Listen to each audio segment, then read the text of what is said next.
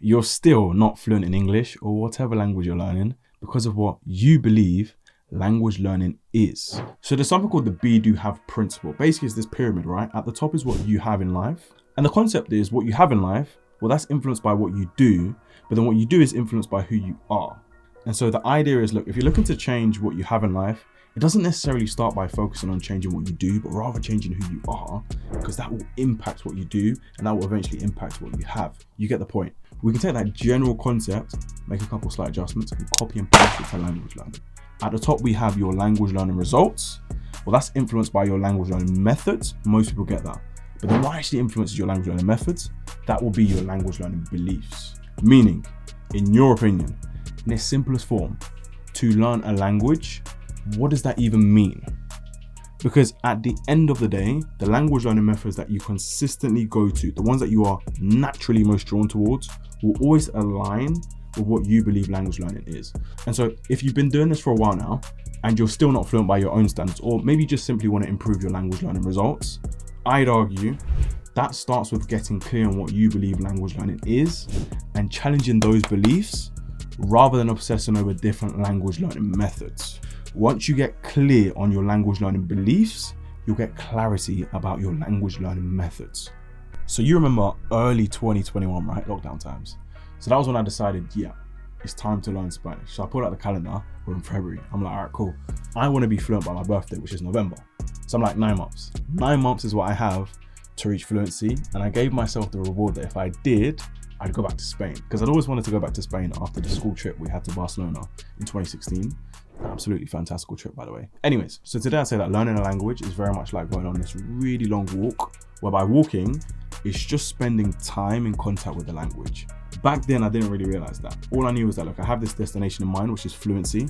And then I also have these checkpoints, which is like learning vocabulary, learning grammar, learning how to pronounce things. And my mindset was that, all right, cool.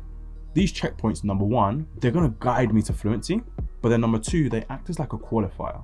And so once I've passed enough checkpoints to qualify for fluency, that's when I'll reach the destination of fluency. That was my language learning belief at the time. So based on that, I was very much drawn to language learning methods that were to do with studying. And at this point, I was doing whatever. Language learning apps, flashcards. I was doing some online lessons as well. I was doing like timed grammar exercises. I don't know if you know about those ones. I was also doing like studying song lyrics. I was also doing, you know, like when you watch movies, I didn't really understand it, but I was watching movies just to get the, you know, like they put the vocab at the bottom. I was grabbing the vocab, putting it into my Anki deck and putting it into like different flashcards. I could study it. And I was up to like 4 a.m. sometimes doing this. The challenge was, if I'm being completely honest, I didn't feel like I was actually getting closer towards fluency. Like I was progressing, don't get me wrong, I was progressing. But it's kind of like, you know, when you're being busy, but you're not actually being productive. You know what I'm talking about, right? It was one of those ones. I definitely say that some language learning methods are more effective than others, but that's not the point I'm trying to make at the moment. Like what I'm trying to emphasize is how what I did was just a reflection of what I believed. But not only that, or like what I believe also impacted the mindset that I went into these language learning exercises with. My mindset at the time was very destination focused. Like if we go back to our long walk analogy, I was very obsessed with the idea of reaching fluency, reaching that destination. And so I was always hoping that the next checkpoint would be the one to take me there. I'd say to myself, all right, cool. I just learned this list of vocabulary. I just learned this list of vocab. I just passed that checkpoint. That one didn't take me to fluency, but this next one, this one's going to be the one to take me there. Here I am struggling along. End of February comes, I'm struggling. March comes, struggling. April comes, I'm still struggling. But at this point, I'm starting to have serious doubts. Doubts in the sense that I'm starting to lose trust in my original language learning belief. Because up to this point, I was pretty sure that, you know what, the way you learn a language, simple. You just learn a list of vocabulary, you learn a list of grammar, you learn how to pronounce it all, then you move on to the next list. And then eventually you learn enough lists that you just qualify for fluency. So it's like the idea of like the checkpoints and the destination, right? But you know what, at this point, I'm starting to realize that, hang on, every time I finish learning a list of vocabulary, or every time I finish learning a list of grammar, another one appears. Every time. Which makes sense because the more you learn, the more you realize you don't know. So it's like the more I'm learning, the more I'm unlocking new things to learn.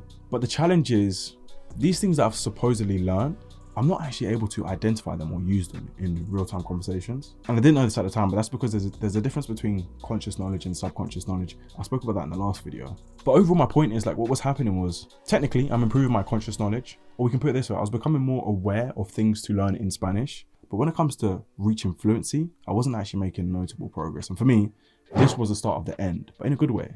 Because soon after this, I came across the second language learning secret, which if you apply alongside the first language learning secret that I explained in our last video, it will give you an unfair advantage. So I come across a secret and I realized, hang on, I'm going after all of these checkpoints. I'm looking for this destination. But the reality is there are no official language learning checkpoints. Like, there is no destination. There's just walking. And actually the fluency that we look for hides itself in the process of just walking. Why? Because the more you walk in an area, the more you can actually start to navigate that area without a map or even without thinking about it. Like, that's what fluency is. It's just your ability to navigate a language without thinking about it. And so based on that, there's this quote that I absolutely love. I actually got it from the book Atomic Habits, I think, whereby it says, the person that loves walking will always walk further than the person that just loves the destination. We can translate that to language learning. And it'll be, look, the person that just loves spending time in contact with their target language will always spend more time in contact with their target language than the person that just loves the idea of becoming fluent. Once I understood that, it was a wrap. I started to, number one, enjoy myself, but number two, I started to progress really quickly. Eventually November comes, I do end up going to Spain.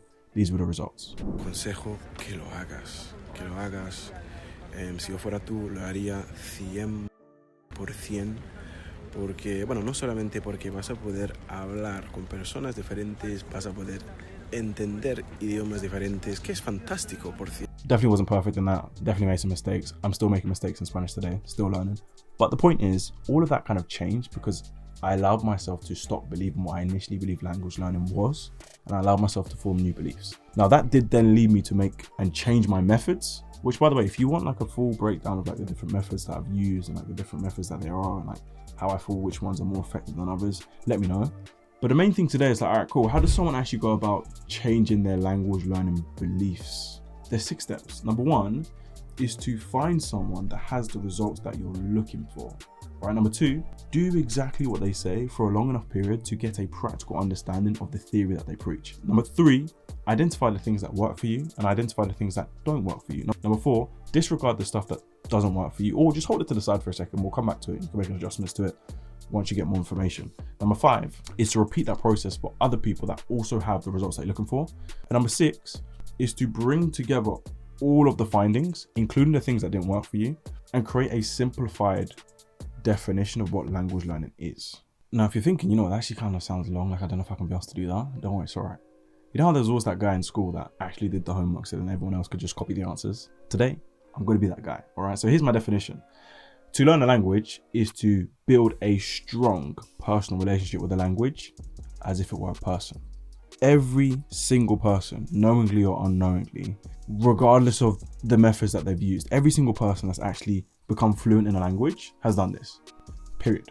The reason why I can speak English is because I have a strong enough personal relationship with English to be able to do so. The reason why I can speak Spanish is because I have a strong enough personal relationship with Spanish to be able to do so. The reason why I don't speak any of the remaining 7,115 languages that exist on this planet Earth fluently isn't because of lack of intelligence. It's not because of lack of talent. It's not because I don't have a good teacher. It's not because I'm not able to travel to the countries where they speak these languages. It's not because I don't know anyone that speaks these languages. It's because I haven't yet built a strong enough personal relationship with any of them. Simple. So the question is, how does one actually go about strengthening that relationship? Well, in the same way you did so with your best friend, by spending a lot of time with them. Not to be confused with spending a lot of time learning about them. I'll give you an example. Let's say there was a girl that I liked, right? Let's call her Amy. And let's say, yeah, I want to get to know Amy. Like, I want to build a personal relationship with her. I do so by spending a lot of time with her rather than spending a lot of time learning facts about her. Not that the facts aren't important, but by knowing facts alone, a personal relationship isn't built. But if I'm to spend a lot of time with her, number 1, I'd get to learn these facts about her anyway, naturally, in context, with enough time. But number 2, I'd start to get a practical understanding of her intricacies and how these facts apply to how she actually is or how she actually acts in real life. I'll give you an example. So let's say a fact could be, Amy likes coffee, fantastic. But then the practical understanding will be, yeah, I mean, that's true, but that's only on Wednesdays, right? Because on Wednesdays, she has to go to the office and she has to get the tube for 15 minutes. So she likes to get the coffee with the croissant as well. So she can ride on the tube with the coffee. But if it's not Wednesday, then she prefers to have like hot chocolate. And if it's hot chocolate, then she needs to get it from Costa because that's where they have the brownie there. So she can get the hot chocolate and the brownie. But then if it's the weekend, then she prefers to have tea. right? She has the matcha tea. Is that what you guys call it? Do you see what I'm saying? Do you get the point? The truth is, like, these are some of the things that you kind of learn accidentally. Like, I wouldn't wake up one day and say, you know what, my goal today is to learn which hot drinks Amy likes. It's kind of these are the type of things that just, with time, they just come up, right? And I think as language learners, sometimes we forget that there are some things that are just revealed with time rather than learnt by force. And that's how you get to the point where you know how someone would react in a situation that hasn't even happened yet. Like, you know what they say, what they wouldn't say, what they'd think, what they wouldn't think, what they'd feel, what they wouldn't feel. Perfect example of this is, if you remember when you're young, and let's say you're driving home and you're feeling hungry, you look out the window, you can see the McDonald's, you want to go to McDonald's. But now you have to convince your parents. So it's like, all right, cool. If I ask my mom, she'll probably say no, she'll probably say there's food at home. If I ask my dad, you know, my dad could actually say yes. But then the best thing would be if I could convince my cousin to ask my mom, then we'll probably go. It's like those little tricks, or those little quirks. I could be wrong, but I don't think there's a theory behind it. I don't think there's a fact that you need to learn that. It's more of like, once you get to the point whereby you spent enough time with someone, you know just inside yourself what they'd say, what they wouldn't say, how they'd react. And my point is, the same thing happens with a language. Like, you can get to the point whereby you just know, like, nah, that doesn't sound like something that Spanish would say. Or, you know what? Yeah, no, Spanish would actually say that. Or, you know what? I don't think Spanish would express himself like that. Or, you know, yeah, you know what? Spanish would express himself like that. And for me, that's the key. The only difference is, for example, in the case of Amy, she could turn around tomorrow and say, you know what? I don't want to spend time with you. Leave me alone. That will be the end of it. There's no more personal relationship there. The beauty is, a language can't do that. It can't reject you. If you decide that you want to spend more time with a language, it will say, okay, cool, let's spend more time. It will spend more time with you. But if you decide that, you know what, I don't want to spend any more time with it, I want to spend less time with this language, it will say, okay, cool. My point is, as long as you're continuously developing that relationship, not only will you eventually succeed, but as long as you don't stop, it becomes impossible to fail, literally. Now, bear in mind, what I just went through there, that's my own personal language learning belief. That's the conclusion that I came to. It's what worked for me. You might hear that and say, okay, that actually makes sense. But at the same time, you might listen to that and say, what absolute waffle. This guy has no clue what he's talking about. That's not what language learning is at all. Either way, I'm happy. Because as confident as I am in my own language learning beliefs, the second language learning secret isn't that you need to believe what I believe. No, that's not the secret. Secret is to get clear about what you believe and test those beliefs more than anything. Because if you can get that right, fluency will work itself out.